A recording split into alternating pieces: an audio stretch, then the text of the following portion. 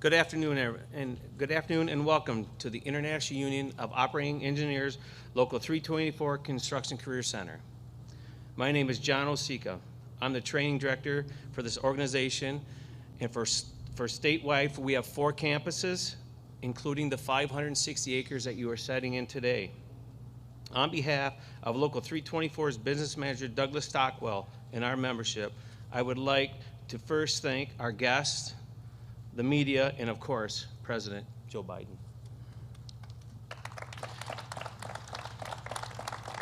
I also would like to recognize our International General President James T. Callahan, who was unable to attend but sends his warmest regards. At Local 324, we have a saying: we build, we operate, we maintain. With over 14,000 members, Local 324 operates the heavy machines that propel construction, the roads, bridges, buildings, energy plants, pipelines, airports, and nearly every large-scale project in the state. We operate the cranes, the dozers, trucks, excavators, and countless other equipment that is building infrastructure daily. Building infrastructure takes investment. For our members, it's the investment of time to learn how to build things safely and efficiently. Training is the key to everything we do. It's an investment in ourselves, in our work, and in our communities. I've been a member for 36 years before becoming the training director. I spent 30 years working in the field as a foreman, superintendent, building the roads and bridges in the state of Michigan. I know firsthand the skills our members bring to every job. I also know how much there is need of repair. The Infrastructure Investment and the Jobs Act is a once-in-a-generation chance to provide world-class infrastructure that is safe, reliable, and more resilient. It's a blue-collar plan to invest in America and create hundreds of thousands of family wage jobs, build healthy communities, and reduce congestion and gridlock. The infrastructure bill is a job-created lifeline to millions of skilled workers throughout the construction industry, contributing to long-term economic growth and improving the quality of life for Americans. Most importantly, it's an investment in our country. The IUOE Local 324 has kept Michigan running for over 100 years. Now we stand and ready to build back better. With that, I welcome the President who is paving the way, President Joe Biden.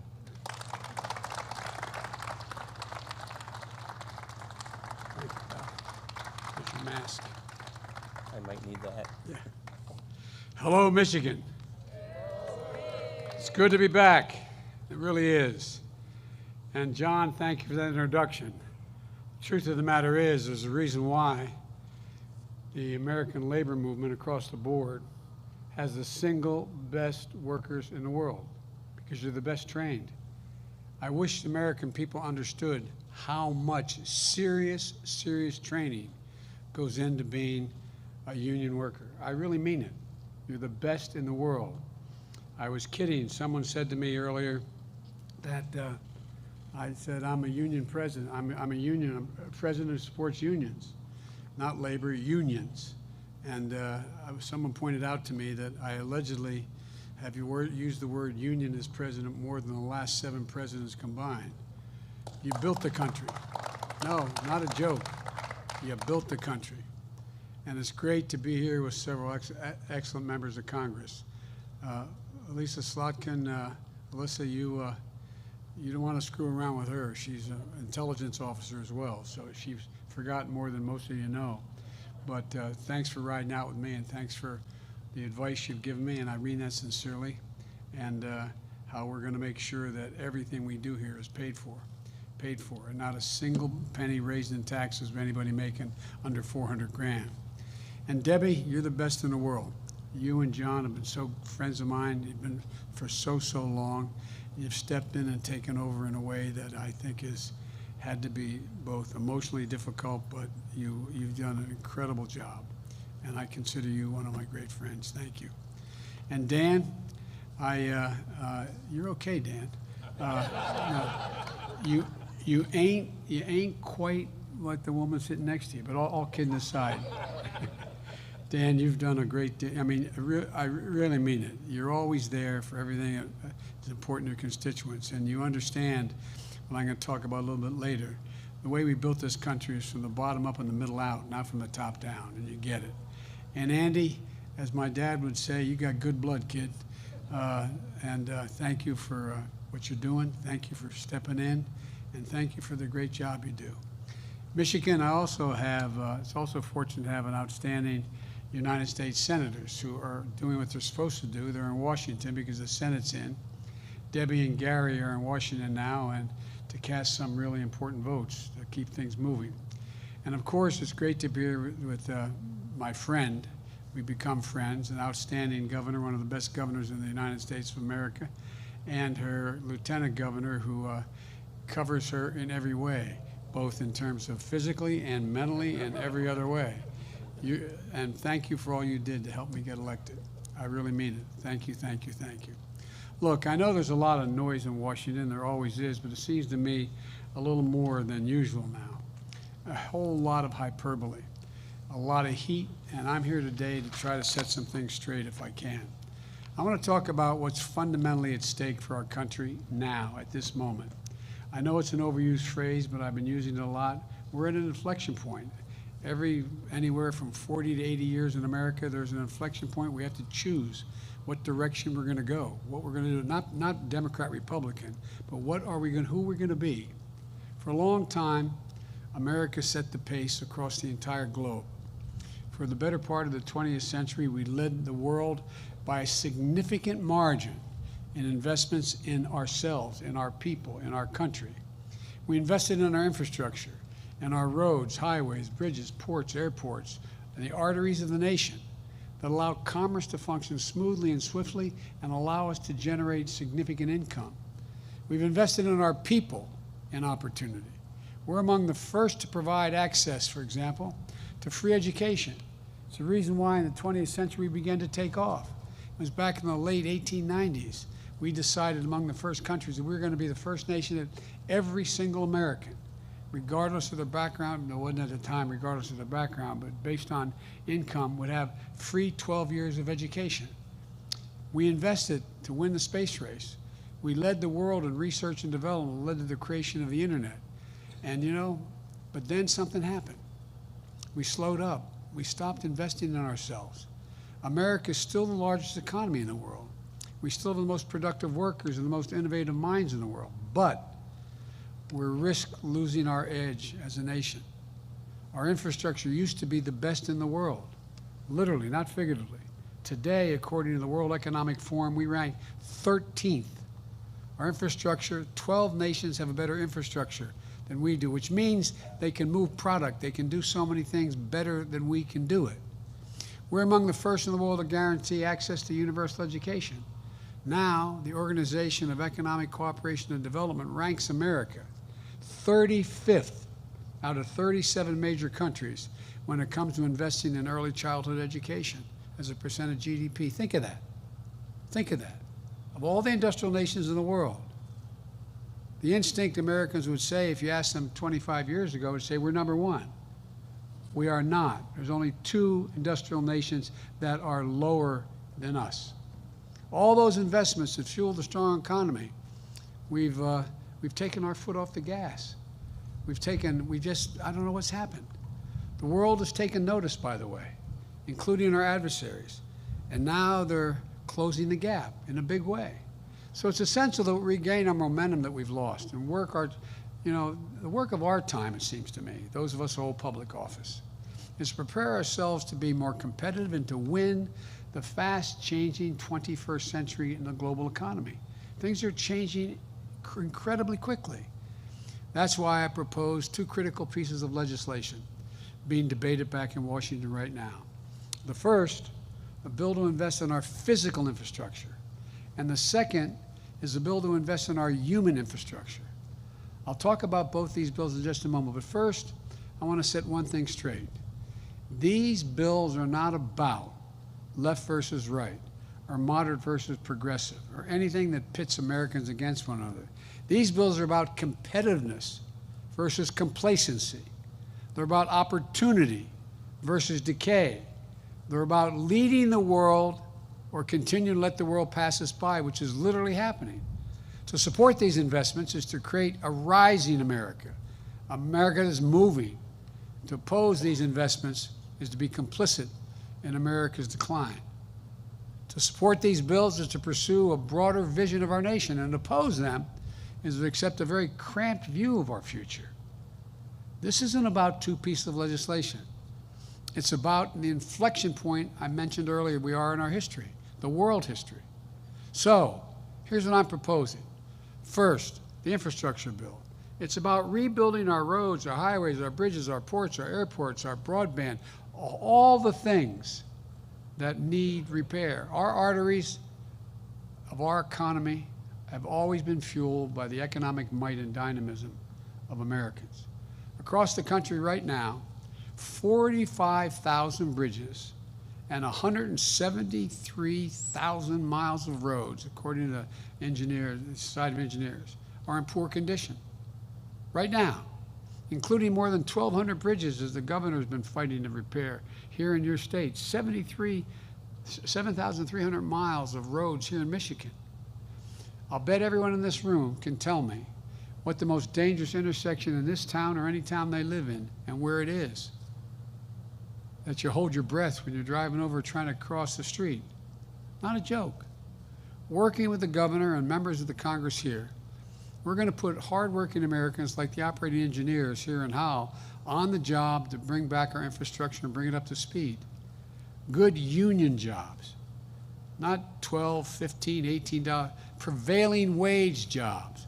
Wage that give you dignity, that you can raise a family on, that you can hold your head up. This is a blue-collar blueprint for how we restore America's pride. And these are jobs that can't be outsourced. We're going to put plumbers and pipe fitters to work, replacing lead pipes in America, so families and children can drink clean water. 400,000 schools. I mean, it's not just our homes, it's across the country. We're going to put line workers and electricians to work laying thousands of miles of transmission lines and to build a modern infrastructure and energy grid. We're going to make high-speed internet affordable and available to everywhere in America. We're talking about on the way over with Alyssa, that how short the number of people have access to the internet here because of the lack of investment. We're going to make the largest investment in public transit in American history. And we're going to make the most important investment in our rail system since the creation of Amtrak 50 years ago. And let me tell you, our competitors aren't hanging around and waiting to see what we're going to do.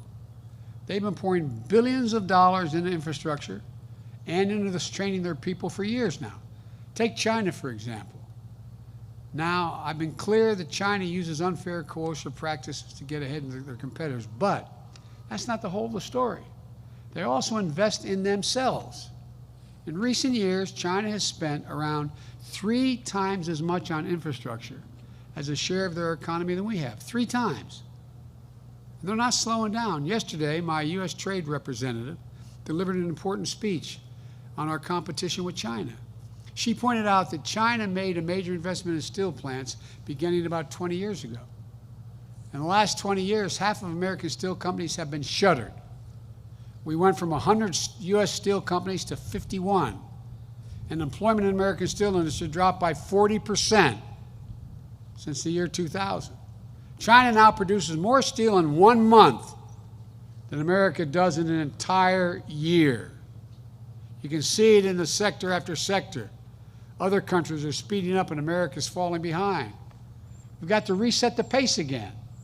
We've got to set a different pace. For example, here in Michigan, we need to make sure that American auto workers lead the world in electric vehicles.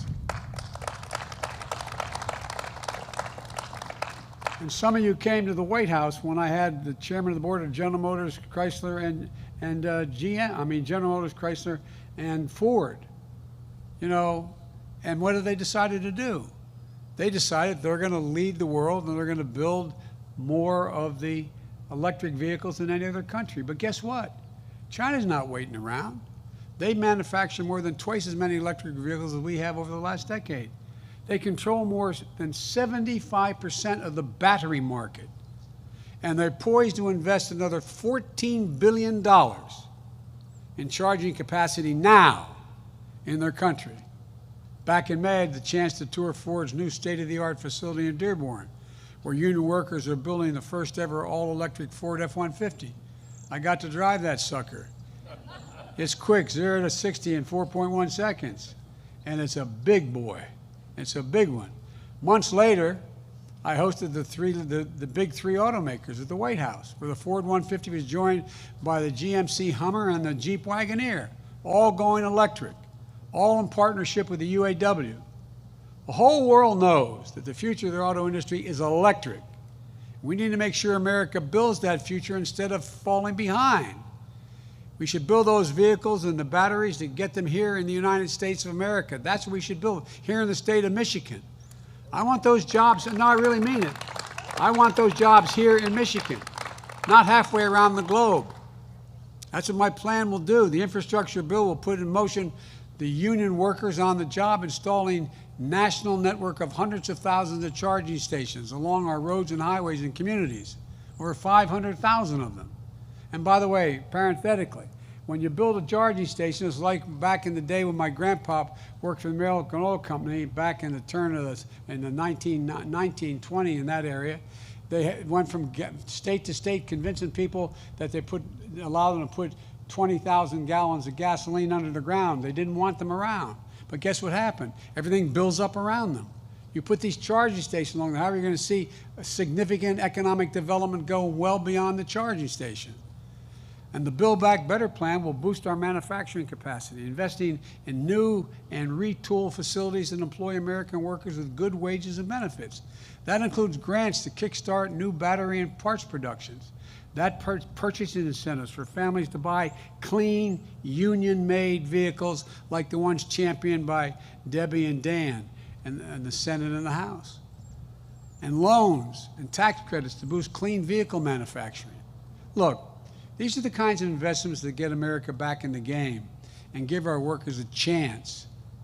My plan also makes historic investments in clean energy, including tax credits, to help people do things like weatherize their homes, install solar panels, develop clean energy products, to help businesses produce more clean energy. All told, this project will save literally hundreds of millions of barrels of oil on a yearly basis. Not a joke. These credits, those credits could cut the cost of installing the rooftop solar by about 30%, helping families cut their utility bills and helping the country cut its emissions. My infrastructure bill will put Americans to work in long overdue national environmental cleanups. I want a Job Corps, just like Roosevelt had a Job Corps, but an environmental Job Corps of over 1.6 million people. That means good jobs at prevailing wages, capping hundreds of thousands of abandoned oil wells. You know, we have thousands and thousands of abandoned oil wells and gas wells and methane leaks. Well, guess what? The miners and the people who dug those wells, they'll get paid the same amount of money to cap them now. It's going to help us meet the moment of the climate crisis and do away with, it's going to create good jobs, make us more economically competitive. Folks, here in Michigan, you all know the cost of extreme weather. All remember the flooding this summer that shut down parts of I-96, the power outages and the tornado warnings. They're costing your state billions of dollars. Nationally, last year, because of extreme weather, cost America $99 billion. 99 billion taxpayers' dollars. I went all over the country. I went out west to the fires. You know, more is burned down in the Northwest than the entire state of New Jersey. That's how much we've lost. You see what's happened with the droughts that are out there. You see reservoirs that are down 30, 40, 50 feet. I was worried about the cooling down. You're worried about whether you're going to have what the Colorado River is going to do. This is a big deal. This is gigantic. And we're not going to ease up We're not going to ease up in any of this. We have to invest in resilience. Resilience. You saw Texas, their entire power grid went down because they had no resilience, the ability to build back and build things stronger. Why a lot of those fires in the far west? And because guess what? It's a hell of a lot safer to have those wires underground, not being knocked down by high winds and tornadoes and the like, causing fires. Look, we haven't passed a major infrastructure bill for decades in this country. It used to be a normal thing to do. It used to be a bipartisan thing to do. If we get this done, we're going to breathe new life into our economy and our workers, and we're going to breathe cleaner air. Economists left, right, and center agree. Early this year, Wall Street, not some liberal think tank, Wall Street and a Wall Street outfit called Moody's projected that the investments in these bills could help our economy create an additional 2 million jobs per year, every year, 2 million per year. That's going to be transformative. And here's the deal. The jobs in my plan are people who too often felt left behind and were left behind, left out. 90% of the jobs in this bill, these bills, in my infrastructure plan, don't require a 4-year college degree.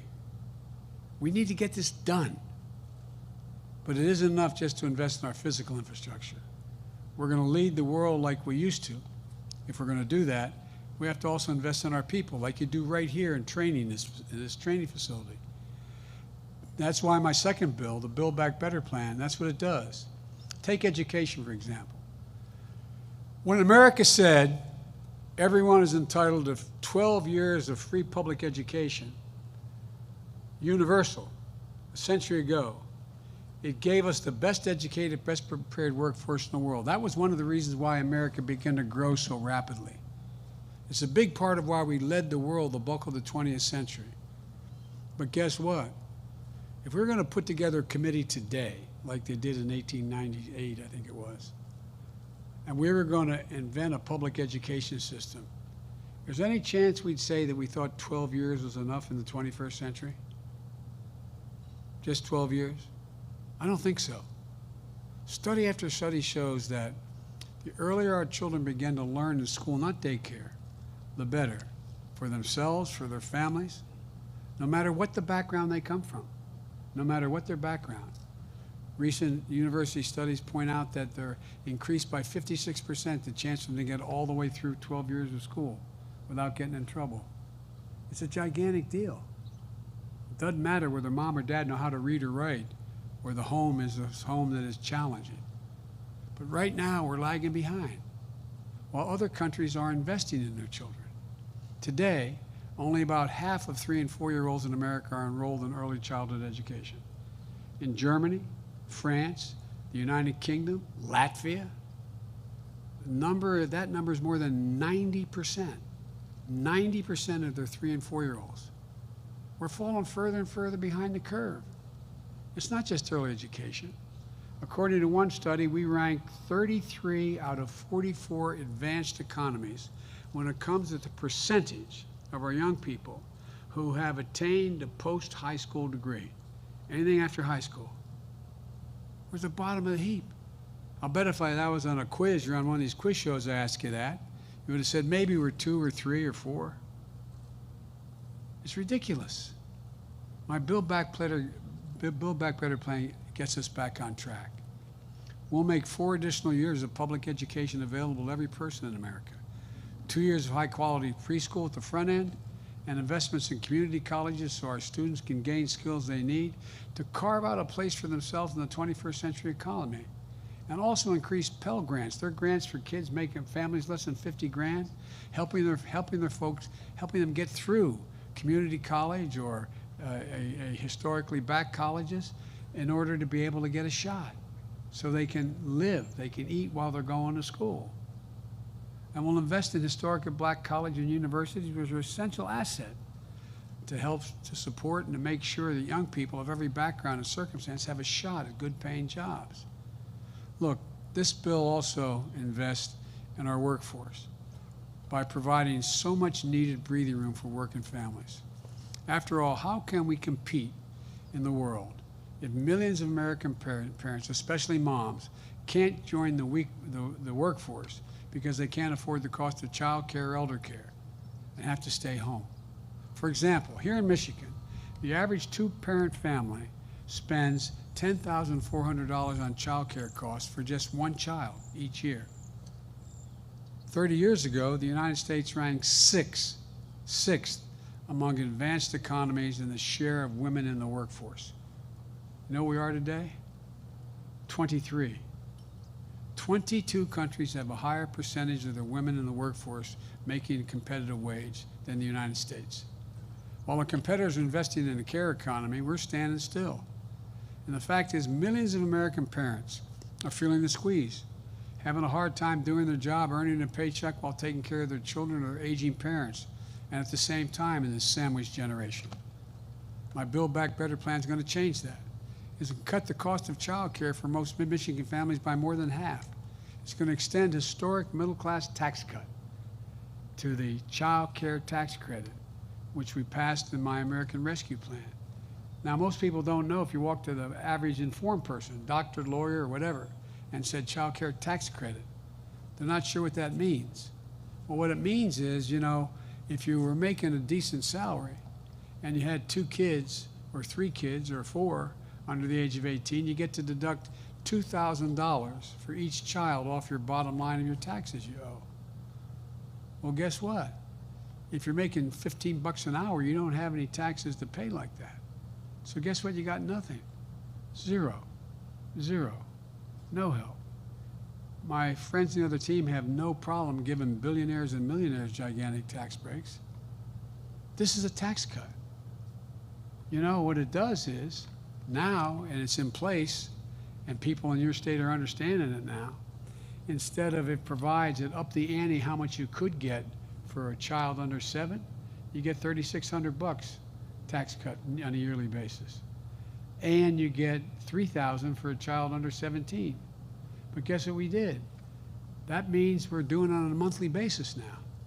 It means you're getting either $300 a month or $200 a month, just like a Social Security check at home. It's cut child poverty in by 40%. That money's already a life changer for so many working families. And as I said, I was wrong. In Michigan, it's 44% cut in child poverty. We need to keep it going. My plan is going to put Americans to work constructing and rehabilitating safe and affordable housing to help ease the cost of housing while generating even more jobs. In most of the major metropolitan areas of America, you can't afford the housing. And it helps to meet the moment on climate change as well. We're setting the course for America to achieve 50 to 52% reduction in greenhouse gas emissions by 2030, for us to reach net zero emissions by 2050. This bill helps us get there in a way that creates good jobs, makes us global leaders of fast-growing clean energy industries, like electric vehicles, solar and wind power, battery power. The bottom line is this: when we give working families a break, we're not just raising their quality of life, we're putting parents in a position to earn a paycheck. We're also positioning our country to compete in the world. That's what these bills are all about. If you want proof, just come to this training facility. This is where hard-working folks come to learn how to operate road graders and so much more. Where workers use virtual reality to master operating a crane. They learn how to deal with drones, to look underneath bridges and so on. Where young people in Michigan show up and emerge as expert technicians, engineers, heavy equipment operators. They leave here with a shot at something great, a union job with good wages and benefits that allow them to maintain their dignity and their pride. It's a ticket to the middle class. This is where the economy starts, with you, your skills, your dreams, and your limitless potential. The only thing we've been missing is the will from Washington to finally build an economy around you, an economy that gives you and your family a fighting chance to get ahead, gives our country a fighting chance to compete with the rest of the world. We can't get here thinking small. We have to think big. Let me be clear. We need to prepare for 10 years down the line. That's what these bills do. Both these bills spend out over 10 years, not in the first year. So if you take the infrastructure bill, folks, it's described as a $1.2 trillion bill.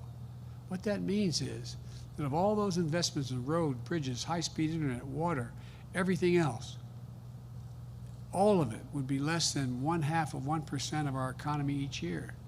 And it's all paid for. And they don't increase the debt because they're paid for by asking the very wealthy to begin their pay their fair share. As a matter of fact, a significant portion of this plan cuts taxes for working people. And best of all, the cost of these bills in terms of adding to the deficit is zero, zero, zero. And I made a commitment when I wrote these when I was running.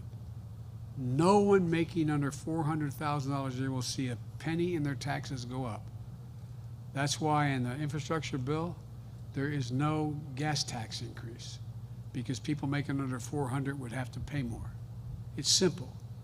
You're working here at this facility, your spouse is a teacher or a firefighter.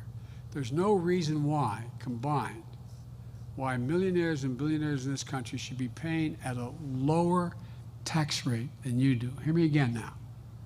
A lower tax rate. A police officer, a teacher, a union crane operator, and a nurse, they paid a higher tax rate. A higher tax rate. The significant portion of the major corporations in America and the super wealthy. Look, it isn't right.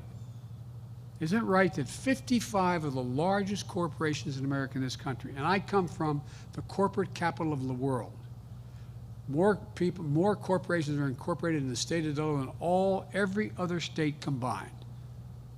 But you know how much those 55 companies, I could go on more than that, they made over $40 billion and they paid zero in federal income tax. Since the pandemic began, the number of billionaires, and I forget the exact number there are in America, have seen their wealth go up collectively by $1 trillion. $1 trillion. Isn't fair. It needs to change. Look, working folks understand that. That's why, despite the attacks and misinformation, my plan has overwhelming support in the polling data from the American people.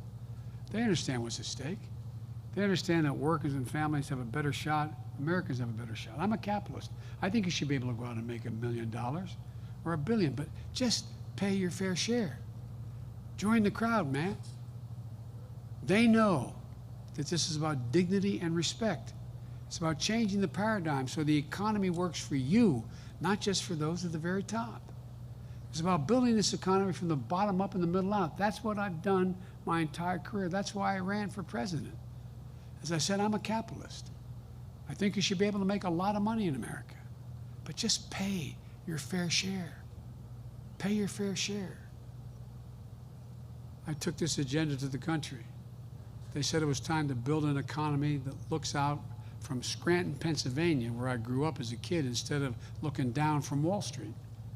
An economy that looks out from Howell, Michigan, and towns like it all over America, that brings people from every race, background, religion into the game. That's what, and notwithstanding some of the signs that I saw come, that's why 81 million Americans voted for me. The largest number of votes in American history. A clear majority were supported when they supported me. Look, it's now time to deliver. Let me close with this. The world's watching, not a joke. The autocrats of the world believe the world is moving so rapidly that democracies can't generate consensus quickly enough to bring their people together to get things done. They think democracy is not a joke.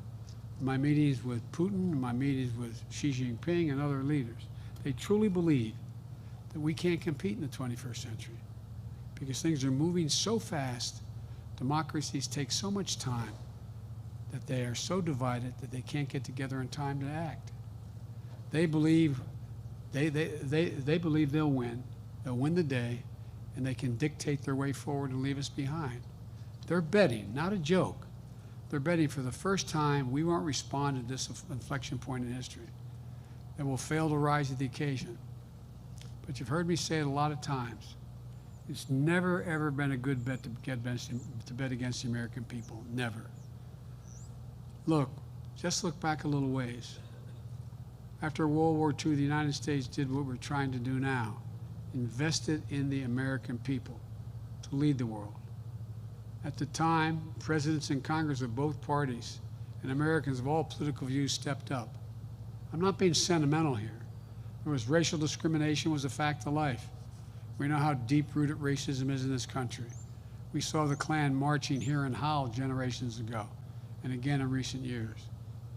It's a never-ending battle, but think about what also unfolded in these critical decades. Great protest movement. Some of the nation fulfilled its promise of equity. The GI Bill sent millions of veterans to college. The federal government helped make home ownership possible because it's the vehicle by which people can generate wealth. Most of us who come from lower and middle class backgrounds, that's how our parents were able to generate any wealth, the investments in our home. For those who could previously only dream of having a house to call their own. We invested in the interstate highway system, propelling our economy into the future. We invested in the space race, which led to huge strides in technology. We invested in something called DARPA, a program within the federal government that helped create the internet. Folks, we need to step up again. But the challenge of today is one of economic competition.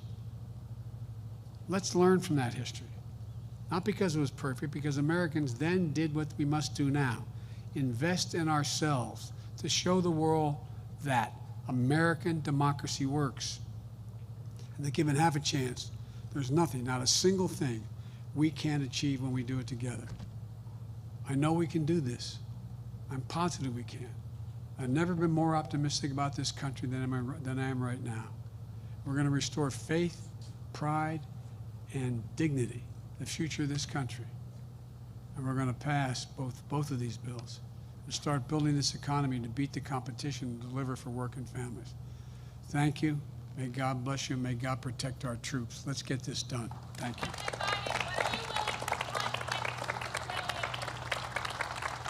Thank you.